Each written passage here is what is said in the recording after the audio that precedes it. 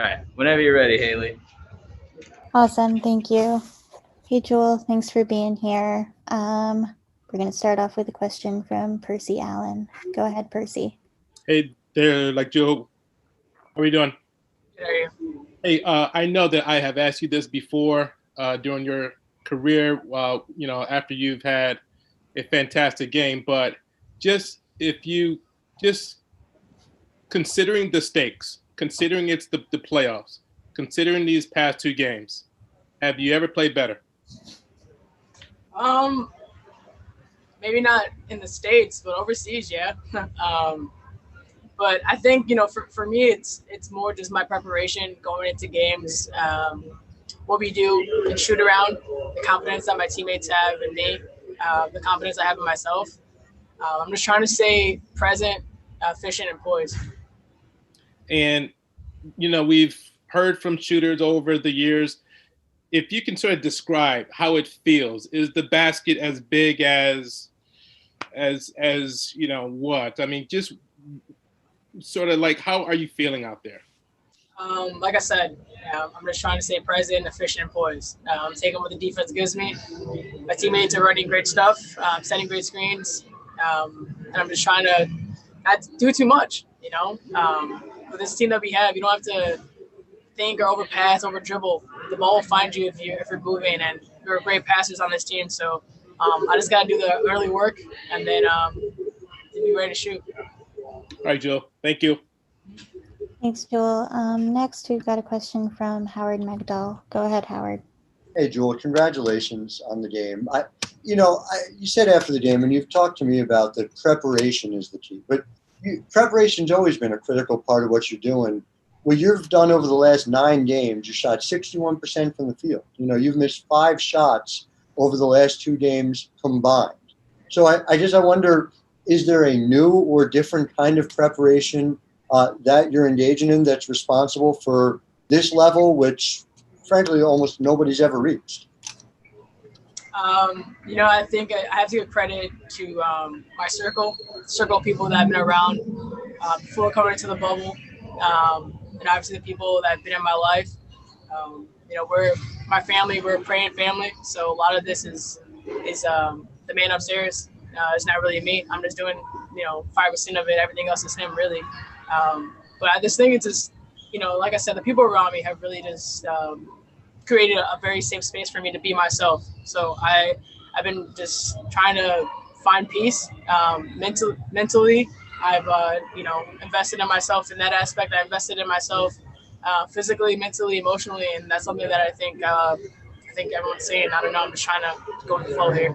And just if I could follow up on somebody who's saying is Klopp, and Klopp is calling your number on a team with a lot of go-to players, calling your number. You were the one who got the call at the end of that game against Los Angeles. You're the one who they're doing more and more actions for. Do you feel like you're a greater part even of this season than you were in 2018 as somebody who's in many ways one of the, if not the featured performer for large portions of the game? Just doing my job. This is something that I've always kind of been ready for and preparing for. I was like this in high school. I was like this in college. Our team's just so good that we have so many different weapons on this team, and any night someone could go off.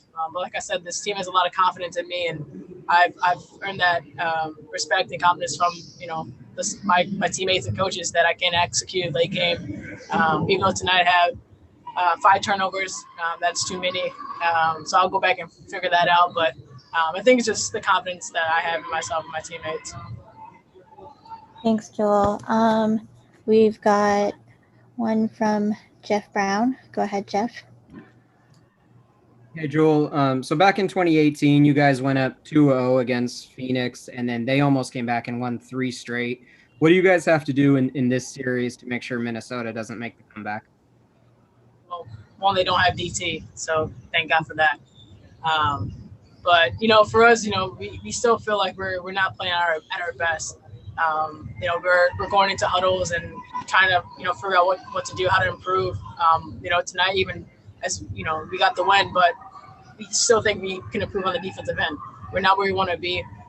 So I know that there's another level to what we're trying to do and what we're trying to accomplish. So for us, it's going back to the drawing boards and really getting a solid plan on the defensive side. We know offensively we can score and get what we want when we're patient. So now it's just figuring out the little things so I don't, magnify into bigger things.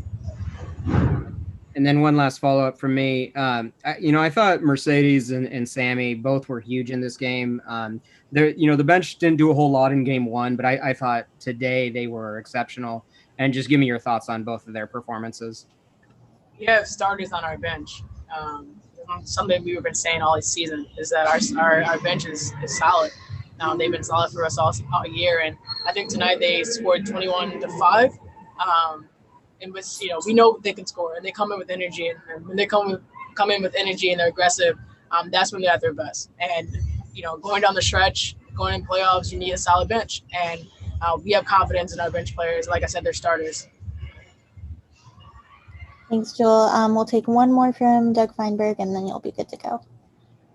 Hey, Jewell, just to piggyback off that, I mean, how much do you think them starting last year when Stewie and Sue were out helped them get some confidence? I mean, Sammy had the ball in her hands in game one to make the final play, and Mercedes played great tonight. Did that give them, you think, some confidence that even though the roles changed, they're comfortable being out there in crunch time?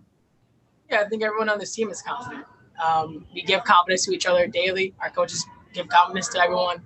And the way we prepare, we're never scared of the moment, and I think obviously last year having people play more minutes, playing different roles, builds confidence. But everyone on this team is a baller. And if you watch them overseas, whatever, I mean, they dominate. So Sadie's came in ready to go. Sammy, we know what she can do. She was a big piece of how we won and why we won in 2018. So no one on this team is scared. Everyone knows their role, and that's super important on this team. If I can follow up, I think I remember you doing an interview with Holly Rowe during the season. I think it was your nephews give you goals every games to do. Are they still doing that? What was the goal tonight from them? Yeah, they give me goals constantly. I kind of wiped it off, but it was like 3 threes, 2 steals, 1 block, 1 floater, 1 step back. I think he said 4 rebounds. I mean, they're very detailed. My nephew is practices all day. He knows everyone on this team. He knows everyone in the WNBA, jersey numbers, last name. So he's an avid fan, and so I try to get them involved as much as I can to remind me why I play the game. And you switch your motivations to not just trophies and MVPs and all that stuff. You change it to family and love and why you play. For me, that keeps me calm and relaxes me. So I call them every day. They give me goals. So we'll see how they feel after this one. Thanks, Jewell. Yep. Awesome. Thank you so much, Jewell.